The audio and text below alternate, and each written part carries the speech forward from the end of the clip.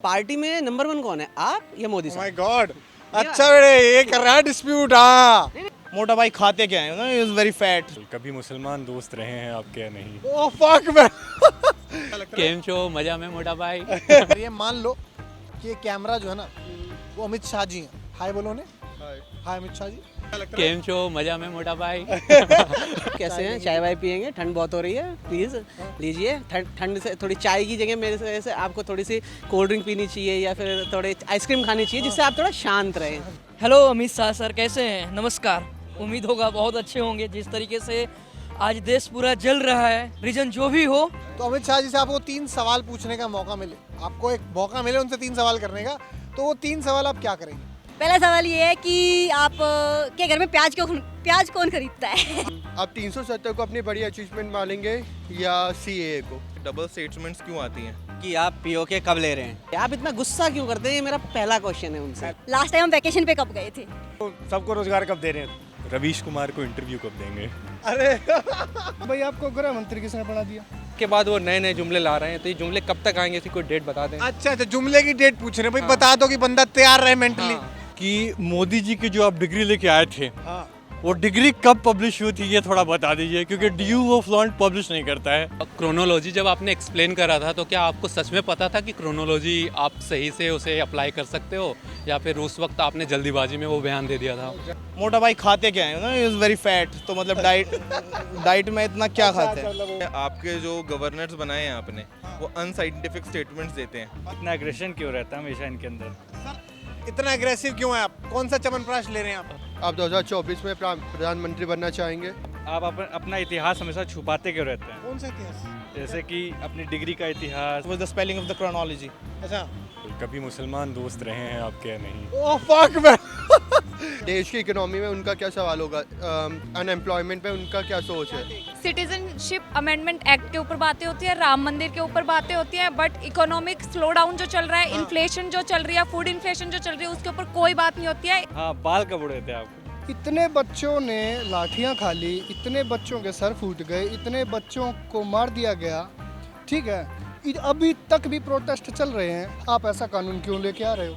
जाहिर सी बात है कि आपको पब्लिक प्रॉपर्टी जो बसें चलाई जा रही है वो आम आदमी ही चलता है, कोई पॉलिटिशियंस पार्टी नहीं चलता। तो ऐसे लोग जो एलिमेंट्स हैं, उन लोगों के लिए आपका क्या अगला स्टेप है? आखिर आप कौन से शाह हैं? बहुत सारे शाह आए और चले गए, आप कौन से शाह हैं?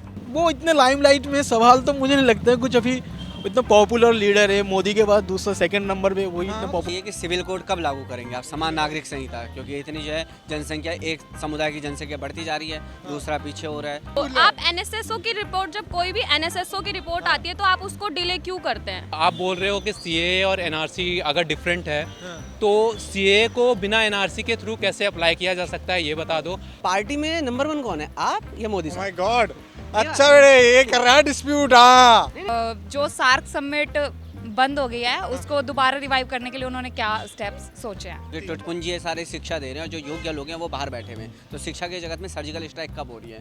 आपका सारा ध्यान जेएनयू की तरफ है, कुछ इकोनॉमी की तरफ भी है।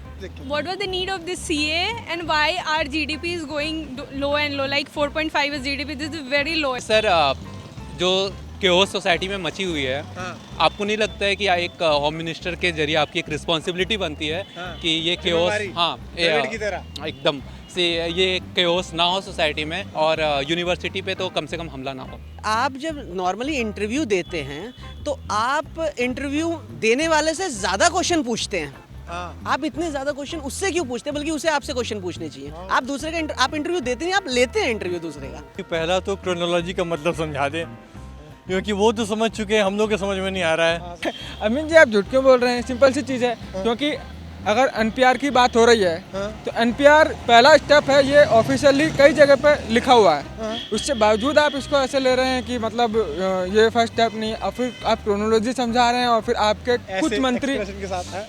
हाँ, कि जब भी वो कोई बिल लाते हैं, तो क्या उसके लिए वो पूरी प्लानिंग या प्रिपरेशन करते हैं? क्योंकि वो हमेशा सेशन के अंत में होते हैं, और वो क्यों हमेशा उस बिल को पास कराने में इतना जल्दी में होते हैं? क्या मैसेज देना चाहेंगे अमित शाह जी को? एक मैसेज सर को मतलब सीधा सा यही है कि आपको लोगों ने भरोसा जताया है, और आप सिर्फ मेजोरिटी के लिए काम नहीं करते हो, आप पूरे देश के लिए काम करते हो, तो आप सारे लोगों को साथ में लेके चलो। इंस्टीट्यूशंस को छोड़ दें, बख्श दें इंस्टीट्यूशंस को, और पुलिस व्यवस्था जो उनकी है वो उन्हें अच्छी से संभालें, बिकॉज पुलिस से भी हमारा भरोसा उठ रहा है। जितने भी काम अभी हो रहे हैं देश में वो बहुत अच्छे हो रहे हैं, लेकिन अभी ज़रूरत है कि घर के जयचंदों को साफ़ किया जाए, क्योंकि हमारे यहाँ क्या होता है, जयचंदों को, ये कौन होते हैं घर के जयचंद होते हैं, इसको कहते हैं व्यक्तिवाचक संज्ञा का जातिवाचक बन जाना। सरदार वल्लभ भाई पटेल को एक बार पढ़े उनकी बुक को। सर काम अच्छा कर रहे हो, लेकिन थोड़ा सा स्लो कर दो, आपकी प्रोसेस बहुत तेज़ है।